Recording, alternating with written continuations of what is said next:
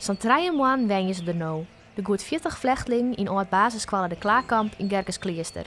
Syrië, Sierra Leone, Colombia. De bewoners komen uit alle windstreken. Waar het ook elke week in het gebouw te vinden binnen de vrouwen van het plaatselijke gezelligheidsclubje. Het komt regelmatig voor dat vrouwelijke vluchtelingen bij haar een oornjekje. Want de dwarsbewoners en de nijkommers kunnen het goed maar vinden.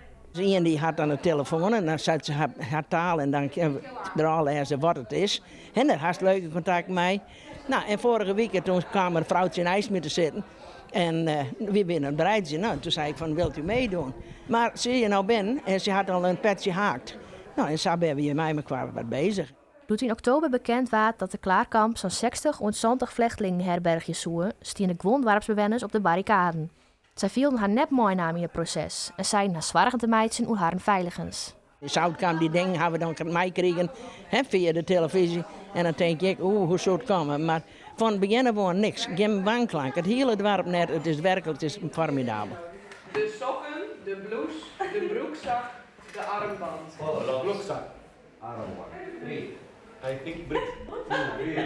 Een van de bewoners van de Klaarkamp is Yasser al-Sawadi uit Jemen. Het leven in Gerkesklooster wie wel even wennen voor hem. Maar hij was echt positief verrast door het warme onthaal. The first time when I go to outside the camp, I see the all people. Hi Yasser, how are you? Some neighbors give me invitation to the home for a drink coffee. And also when I go outside, some persons talk with me and stay together and smoke cigarette. In 2015 zitten er ook al vluchtelingen in de Klaarkamp. Zij bouwden destijds een goede boon op mijn dwarsbewoners. Datzelfde zocht logatiecoördinator Klaas de Rode Novembarn. Afgelopen zaterdag hebben wij een foodmarket hier gehad. En als je dan ziet hoeveel mensen daarop afgekomen zijn, dat bedoel ik dan de omwonenden. Tot 50 man die met hapjes en allerlei lekkere dingen zijn gekomen.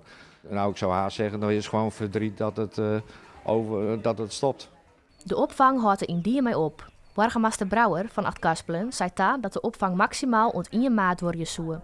Hoe 2 weken verhuizen deze mensen dus naar Kolm. Yasser vindt het spietig, want hij voelde helemaal aardig thuis in Gerkesklooster. I am very sad. I like this area. I like Gerkesklooster. We are scared about the new place. But 100% the people Holland the same in the any cities. Van mij is het wel blauw. Ik vind het nou schande dat spul nou al je bent een kolmaat. Ze zijn nou hier een beetje inburgeren. We hadden geen les van. Dus ja, misschien ben de mensen die er wel oor zo denken, maar van mij hoorde dat net.